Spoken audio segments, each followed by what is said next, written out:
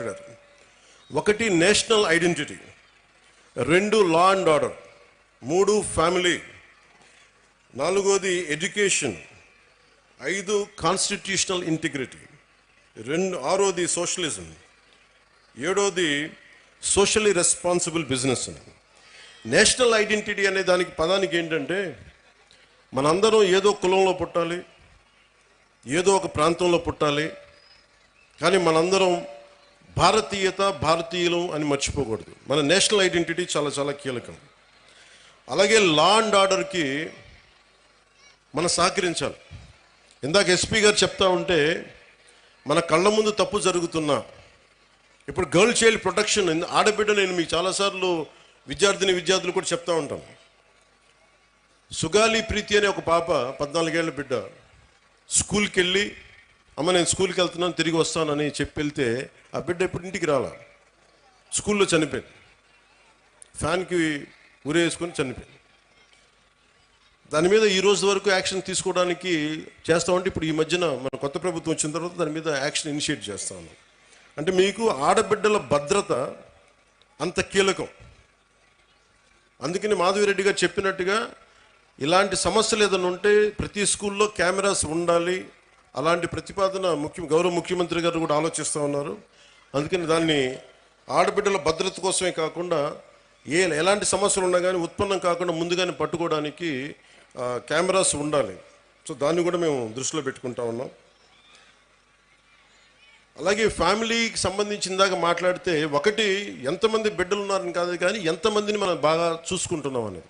తల్లిదండ్రులు ముఖ్యంగా మీ బిడ్డలు ఏం చేస్తున్నారు, సరిగ్గా ఉంటున్నారా లేదా. నాకు తెలుసు మీకు కష్టాలు ఉంటాయి, మీకు ఇబ్బందులు ఉంటాయి, కానీ వీటన్నిటిని మించి మనం బాధ్యత తీసుకోకపోతే మనం కనీసం ఒక 10 నిమిషాలు మీరు చూసుకోవట్లేదని కాదు, కానీ మీరు కొంత సమయం కేటాయించి ఒక దృష్టి పెడితే మీ బిడ్డలు ఎక్కడున్నారు, ఏం చేస్తున్నారు, ఎంత సమయం గడుపుతున్నారు, ట్యాబ్లెట్స్ని సద్వినియోగం చేస్తున్నారా, లేదంటే అవసరానికి మించి వాడుతున్నారా, చెప్పిన పర్పస్ కాకుండా దేనికి ఏదైనా వాడుతున్నారా, ఇవన్నీ కూడా మీ దృష్టిలో ఉంటే ఇంట్లోనే కొంత కరెక్ట్ చేయాల్సిన అవసరం ఉంది. తర్వాత స్కూల్స్.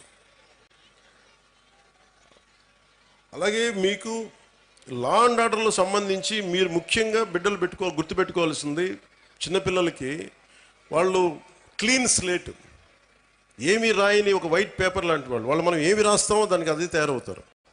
సో ఇంట్లో పెద్దలు కూడా మీరు అనుక్షణం చూస్తూ ఉండాలి. మీరు కేవలం మన వరకే ఆలోచిస్తే, మన కులం, మన ప్రాంతం, ఇక్కడి దాకా ఆలోచిస్తే పిల్లలు కూడా అదే స్థాయిలో ఉంటారు. మీరు ఇవ్వాల్సింది వేమన లాంటి మహానుభావుడు పుట్టిన నేల ఇది. ఆయన సంస్కారాన్ని కూడా బిడ్డలకి నేర్పించాల్సిన అవసరం ఉంది. అది పాఠాల్లో ఎలాగ ఉన్నాయి, కొంత స్కూల్స్లో మీరు ఇళ్లలో కూడా ఆ విలువలు కొంత పాటించేలా మీరు ముందుకు తీసుకెళ్ళాలని మనస్ఫూర్తిగా కోరుకుంటున్నాను. అలాగే ఎడ్యుకేషన్కి సంబంధించి ఏమీ నేర్చుకోవడంతో పాటు, చదువుతో పాటు, ఇది భవిష్యత్తు మీ ఎడ్యుకేషన్కి, మీ భవిష్యత్తుకి, మీ ఉపాధికి ఉపయోగపడేదే కాకుండా స్కూల్ అనేది ఏంటంటే మనం నిరంతరం చదువుకోవడానికి, ఎప్పటికీ నిరంతర విద్యార్థిలాగా ఉండాలంటే ఈ స్కూల్లో నేర్చుకునే ఈ పాఠాలే భవిష్యత్తులో మనకి ఇదవుతాయి. అందుకే మీరు దాన్ని కూడా దృష్టి పెట్టుకోవాలని కోరుకుంటా ఉన్నారు. అలాగే గవర్నమెంట్ స్కూల్స్ చాలా బలపడాలని కోరుకునేవాడిని నేను ప్రత్యేకించి. సోషలిస్ట్ తరిమెల నాగిరెడ్డి గారితో ఆయన పుస్తకాలు చదివి ప్రభావితమైన వ్యక్తిని. తాకట్లో భారతదేశం అని ఆయన రాసిన పుస్తకం ఎప్పుడు నా లైబ్రరీలో ఉంటుంది.